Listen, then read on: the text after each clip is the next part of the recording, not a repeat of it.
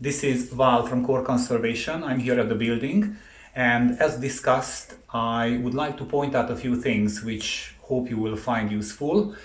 And instead of just talking about this over the phone, I wanted to show it and demonstrate it, so hopefully it will make sense to you. So let's get started. The first thing which I wanted to show you is we are, by the way, at the entrance, and this is the internal wall on the hallway, which, as far as I understand, is going to stay. And if you look at this wall, this is an internal wall, and you can tell. Let me try to put this down,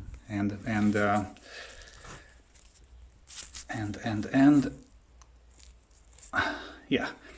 So if you look at the wall, you can tell that the bottom 1 meter is slightly damp. Or visibly damp. I think if I'm holding the torch, probably from here on, you can tell that the wall has a darker color, and from here on it has a lighter color. This goes all the way here, up to about in this area. And then if we go here on the side and look at this wall, you can notice the same thing. The damp area is slightly climbing, so is following a similar pattern. Is going here and slightly climbing this way, just slightly higher than 1 meter. And the discoloration, you can see the color of these bricks is white. This is kind of darker because it's damp. Same thing can be seen here, and I'll just show you here at this wall. Again, you can see the discoloration, probably about 3/4 of a meter. Is darker in color. And I noticed in other walls as well. You can see this is the inside. Lower part of the wall is slightly darker. So yeah, this is rising damp. The moisture source is the ground. The wall here is built on the soil, in contact with the ground, and moisture, not only liquid moisture, but evaporates into the wall, and then the evaporation and the condensation, everything else together create the phenomenon which is called rising damp. And regardless of what you do with the floor, you can dig out the floor. Can you see me? Or let me put this on here.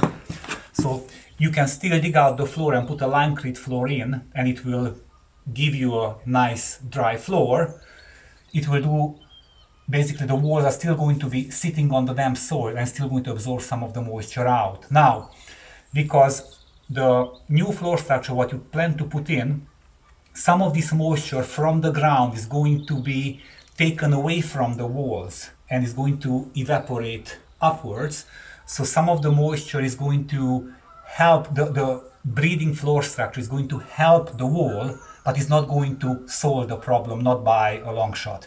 So rising damp is going to be inside the building, and the only way to deal with it is basically to stop the water coming up, which is a damp-proof course. And I'm going to cover this in the report separately for you. Just wanted to point out that it's on the internal walls we have an issue.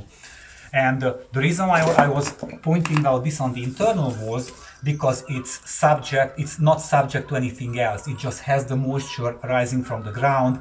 It doesn't have cooling action of the external walls. It doesn't have the cement pointing or cement render. It doesn't have any other interfering factor. It's a dry wall pretty much all around, and you can see that the source of the moisture is the ground. Good. Next thing which I wanted to show you is salt. Now, part of the problem is that the moisture in the soil structure brings up salts. And if we go to another area of the building, which I know is going to be taken down, but I just want to show you the phenomenon where it's most obvious. And here we are, and this is the under stair area. And you might have seen this. You can see the white puffy stuff. It's like snow on the walls, and these are salts. You can see it on the ground. It's like snow on the walls. You can also see the bricks, if you look closely, that the bricks are white on the surface of the bricks. is white. And these are again salts. Now, why are salts very important? And I would probably say, let me put it this way, they are an underrated problem. Basically, a lot of people don't know about it and they don't pay attention to it. Hope the camera setup is good. So, what we have here is we have the water rises from the ground and brings up salts from the soil. And then the water evaporates into the living space, but the salts stay in the wall fabric, they crystallize. And when salts crystallize, they expand in volume about 10-20 times, significantly larger, like popcorn blowing. And the expanding salts basically break down the plaster, and as you can see there, they create all this mess on the floor and the crumbling and everything else. Salts are the #1 enemy of the plaster. So if you apply, for example, if you take this down and apply clay plaster on this wall, the plaster is applied wet. You mix the plaster, mix is going to be wet. And then once you put the clay plaster, for example, on the brick wall here, which just showing a bare brick here, then the wet plaster is going to dissolve the salts from the underlying wall fabric. Even if you clean it, there's still salts in the wall and in the mortar, and these start gradually migrating into your fresh plaster. And then as the moisture and the whole rising damp element is still ongoing behind, is going to just chew through your new plaster within a few years. How long it will take, it depends on the configuration of the plaster, on what type of plaster you use, but also on the thickness of the layer. That's why it's very, very important when you're dealing with old buildings and you have salts to have a special base coat. We have a lime-based base coat. It's a Roman mix, which basically is salt resistant and can keep these salts in the wall fabric and is breathable. So and then you apply the base coat and the clay plaster comes on top of it. And then the difference of it is probably 10 times. The longevity of the plaster is going to be about 10 times if you use it with this salt resistant base coat in comparison when you're using it without it. Now, this wall here is the back of the chimney. We have one of these big chimneys here, and on the fireplace is on the front. So this is the back of the chimney. In addition to the salts from the ground, there's also another element here, a salt element, which you should know about it, and architects, some of them, they know about it, is basically that the soot, which basically as the byproduct of the burning, which is pretty much all around on the other side primarily, these over the decades and centuries, the soot permeates the chimney area into the mortar and comes to the plaster on the surface and everything else. And the soot is very, very rich in a type of salts called sulfates. And these salts, combined with the rising damp, so the ground salts, they create like a double salt effect. That's why this particular wall is extremely bad, because we have the salt problem from the ground, and also have the salt problem from the chimney. And though here the problem looks bad, to some extent, or probably to a similar extent, the same problem occurs throughout the other walls, which are going to stay, because you have 4 big chimneys, and the chimney area you can expect to be very, very salty. So wherever you are dealing, so when you're dealing with old walls which are on the ground floor and they are subject to rising damp and they are subject to salts, you always must use a salt-resistant base coat. It's a technical matter. If you are not going to use it, then the plaster is going to last significantly longer. You're not going to see it probably for the first 3-5 years, but the long-term thing is going to make a significant difference if you're using the base coat. Now, so let's see what type of salts we have here. I'm going to do a salt analysis, and this is going to actually lead us to the next point. And so what this is, fundamentally, I just have an empty recipient, and I'm just going to actually brush some of these salts here into this recipient. I could also take some plaster sample, it's not very, very important. So I have some salts here.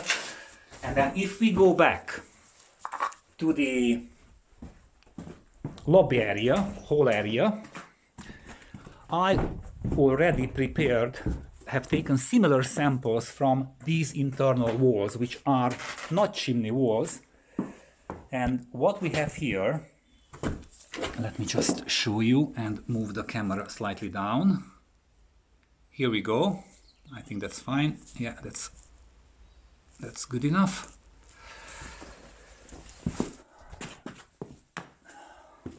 So we have these soles from the chimney wall.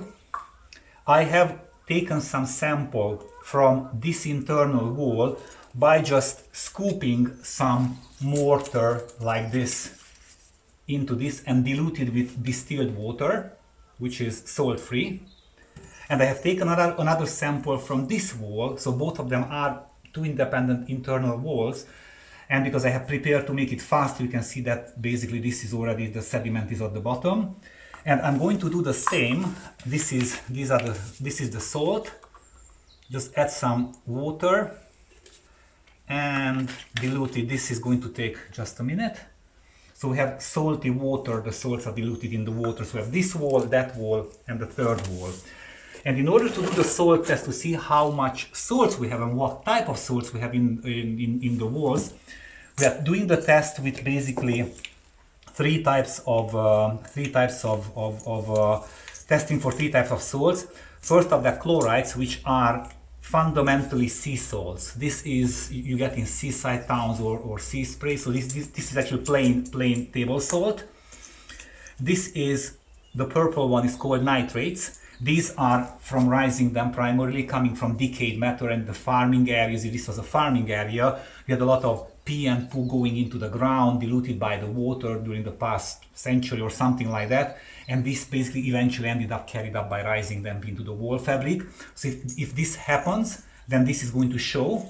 And then finally, we have the sulfates, the chimney salts, which mentioned. This is the orange color and so on. So how this works? We have the samples here, and we are going to take these test strips. I have taken 3 out.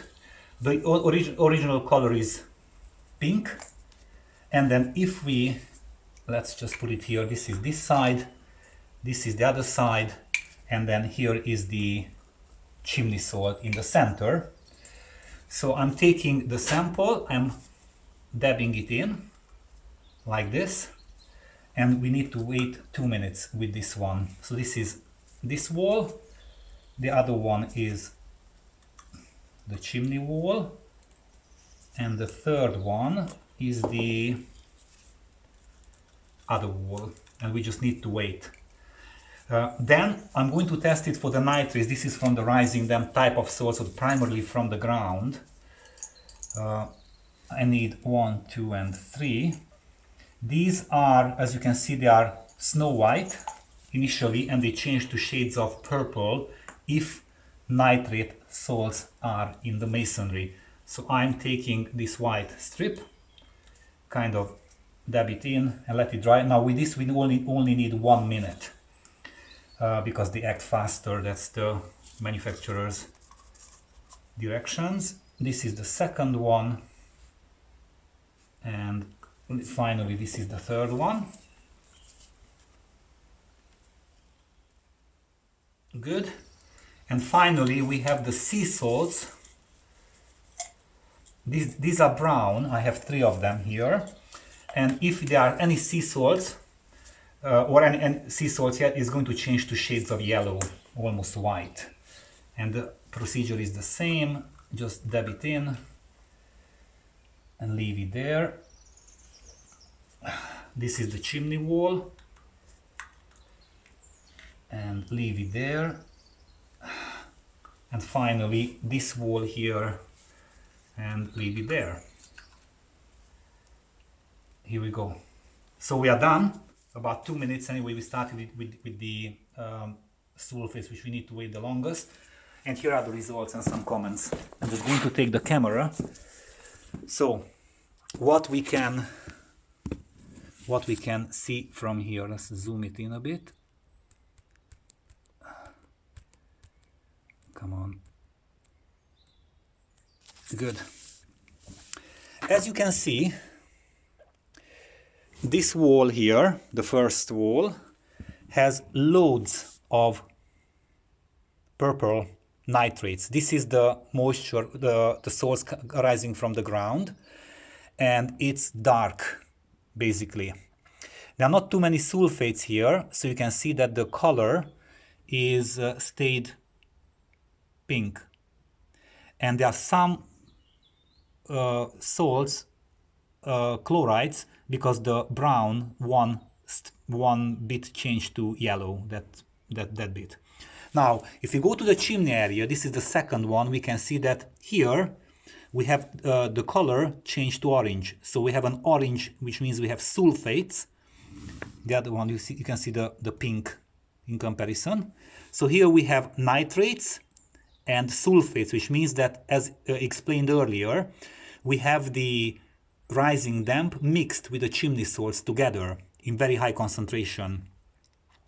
And then finally, we have this final wall here.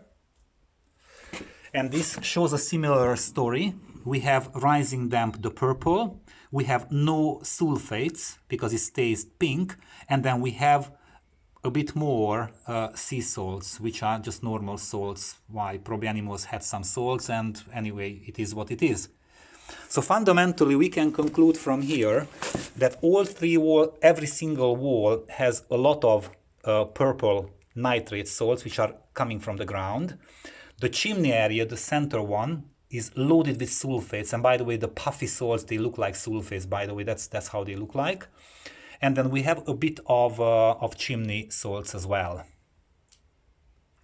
So that's what we have here. That's why, because of this high concentration of salts, is important the usage of a base coat. Because otherwise these salts will chew through your plaster, your lime plaster, and the longevity of the repair is going to be significantly short. So the plastering is going to be significantly shorter than it could be otherwise. Yes, I think that's all. One more thing which I just wanted to point out here, you can see we have this plinth, this base of the walls, very Victorian. It's made of concrete, I think, looking at, maybe has been added at some point. This is also not very helpful because it's non-breathable and makes the moisture rise. House actually promotes rising damp in the upper areas of the walls. It can be removed. It's up to you. But from technical viewpoint, it doesn't help. It's more detrimental than helpful because it prevents the base of the wall from breathing. The other thing which I wanted just to show you is we very briefly touched upon the color of the walls, which shows basically the moisture content of, basically that indicates that the walls in the lower part are damp. And this can be very easily seen also and demonstrated. Let me see if I can show this. I'm trying to capture this on camera. Let's see whether we are going to be successful. So what I have here, this is a high-end meter. It's not one of those prongy things. It's basically it's like a mini computer, very high-end. I turn it on. I have interchangeable electrodes onto this. We have this type of electrode here, which is called a capacitive electrode. This is kind of medium tier. A lot of the bottom, at the bottom of the chart, you have the prong electrodes, which just measure the surface. They're not very good to see what's behind the surface. These have about 20-25 millimeter penetration, so kind of mid-range type of electrode. You put it on the wall and it will show you what's about 1 inch beyond the surface. But this is a microwave electrode, which is basically top of the range, and basically has 30 centimeter, 1 foot, 300 millimeter penetrations. Actually can scan the whole wall. And fundamentally, the readings on this normal walls basically are up to about 20-25. When it's above 30, you get into the damp territory, fundamentally. Just wanted to show you a few things. I tried to show on the camera and also comment. Measuring way up here in these areas, usually you measure around 15, 20, some of them 24, like you see 14.7 and so on, depending on what we have here. However, once we start coming, just a second, I have a backlight here somewhere. Once we start coming down into the lower area, we get into much higher. This shows 47. In this, we have them here, 41, 43. So it just varies, basically 56, and it chimes. So, and this is not based on surface moisture, this is actually depth. It's a non-invasive, an easy and non-invasive way to tell, to quantify what's behind the wall. The other method, which is slightly invasive also, we do this very often, is actually taking a core sample from the wall, from the brick or from the mortar, and put it in an oven. It will tell us basically what is the moisture content of the wall in percentages. We have this facility. I didn't want to bother because it takes a bit of time to do this, but doing just a quick analysis and everything else, you have about 50 at the bottom, which in terms of with this microwave meter on this relative scale, it's very high. And then in the upper area of the wall, you get basically 10, 15, 20 something along these lines. You can see the difference between the top and bottom, quantified with the meter, not only just with the change of color, but both of them are quite relevant and tell you what the story is, basically. So yes, I think that would be it about the old part.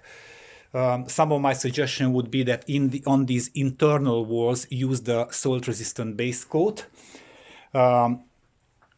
Flooring is good. If you make a breathable floor, is going to be good. We are going to discuss the thermal insulations, or already we have done separately. And yes, finally, a few points about the cellar here. So this is the cellar. It's obviously it's very damp. Most of this moisture, by the way, is rainwater, which actually found its way into the cellar through all these areas. Also we have here rotten things, so anyway, it might have been, but generally we have these pipes and everything else. So this is most of the stuff here is rainwater and potentially trickle down from the roof and everything else. Yeah, so that's what we have. Now, in order to make the cellar waterproof, this is very high moisture here, by the way, because everything is rotting, and you can see also the metal pipe work. You're going to need here ventilation. That needs to be done, some sort of ventilation system, because it's a basement area and is always going to be damper than other parts of the building. You can also see here, just as an interest, the salts here. These are the sulfates. These are kind of yellow type of salts. You can see the crumbling. This has been tanked a bit and everything is crumbling because the salts, as you can see, they crystallize on the surface as mentioned earlier, and they start pushing everything out and they make everything crumble. And so in addition to the floor, so once the floor has been done, on these walls, this needs to be sandblasted, cleaned very, very well, thoroughly with the salts and everything else, get rid of this type of skim. I think it is a cement, some sort of tanking scheme or whatever it was done here, but it's very, very old and mostly perished. And once these are sandblasted and you're back to the bare brick, something like this, then the whole wall, I would say the whole cellar from top to bottom should be, I don't want to use the word tanked, but fundamentally that's what it is, using that Roman lime-based breathable coat. What this is a completely waterproof coat, and it will basically control the evaporation of the wood. It will let the walls breathe. It will not push the moisture up, and it's going to be a salt-resistant layer. It's going to give you a nice dry plaster surface, which is excellent for storage and everything else, nice and dry. And anytime later, if you want to beautify it and add another layer of plaster or a plasterboard to make it a billiard room or a game room or something like that, you can do that. Fundamentally, but the first step is actually to make the cellar waterproof, and this mix is what you need. Unless you want to use cement, which is non-breathable and has other problems, it will basically keep the moisture in the building. So I think that would be all I can think of in this old part. Hope you found it helpful. You're welcome to give me a phone call and we can discuss it. I will try to put this in writing, just in bullet points, so everything is also easy to digest. But in the same time, I wanted to show you what and why things are how they are. And if you have any questions, feel free to get back to me. Thank you very much and have a good evening.